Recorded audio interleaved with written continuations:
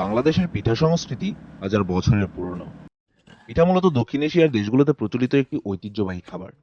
এর মধ্যে ভাপা পিঠা একটি জনপ্রিয় নাম। বাংলার ঘরে ঘরে এই পিঠার বিশেষ কদর। আজ আমরা দেখব কিভাবে তৈরি হয় এই ঐতিহ্যবাহী ভাপা পিঠা।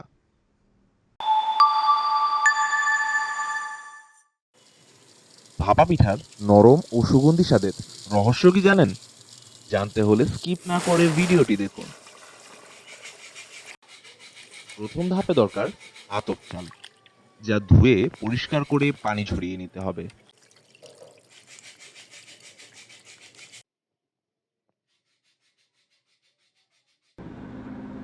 ভাপা পিঠার সেরা স্বাদ পেতে হলে চালের গুঁড়া হতে হবে নরম ও মসৃণ।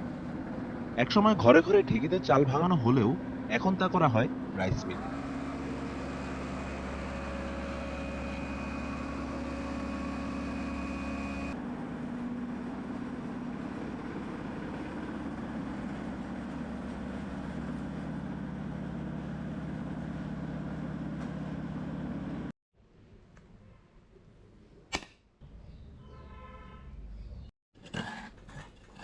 বাংলার পিঠার ইতিহাস বহু পুরনো। রাজা বাদশাদের আমলেও নানান পিঠার প্রচলন ছিল। তবে গ্রাম বাংলার ঘরে ঘরে পিঠা তৈরির সংস্কৃতি শতাব্দী ধরে চলে আসছে। এই ভাপা পিঠার অন্যতম প্রধান উপকরণ হলো নারকেল ও খেজুরের গুড়। এক চিমটি লবণ আর সামান্য পানি মিশিয়ে চালের গুঁড়া তৈরি করা হয়।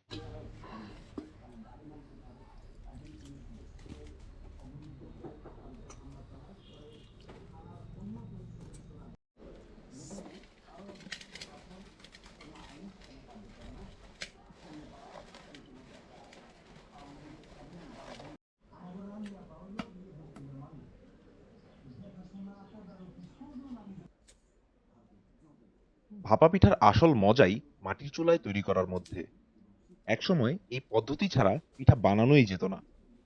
গরম পানির ভাপ দিয়ে পিঠা তৈরি হয় বলে এটি হয়েছে ভাপা পিঠা। বিশেষ ছিদ্রযুক্ত ঢাকনা ও আতপ চালের সুবাস মিশে তৈরি হয় এক স্বর্গীয় স্বাদ। আপনি জানেন কি কিভাবে ভাপা পিঠার প্রচলন হলো?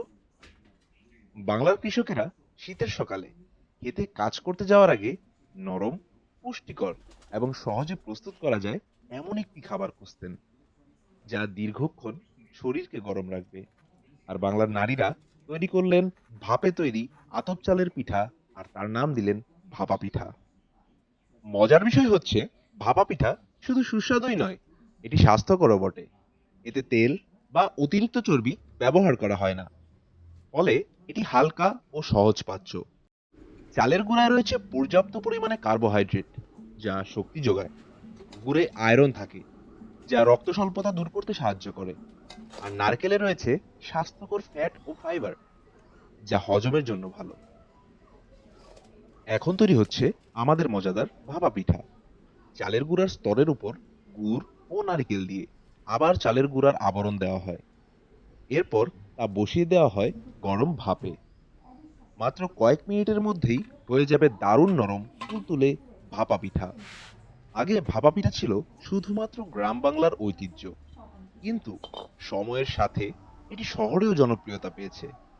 এখন অনেক রেস্টুরেন্টে ও ক্যাফেতে আধুনিক উপায়ে পরিবেশিত হচ্ছে ভাপা পিঠা, যেখানে বিভিন্ন ফিউশন যুক্ত করা হচ্ছে, যেমন চকলেট ফিলিং, চিজ, এমনকি ফলের মিশ্রণ।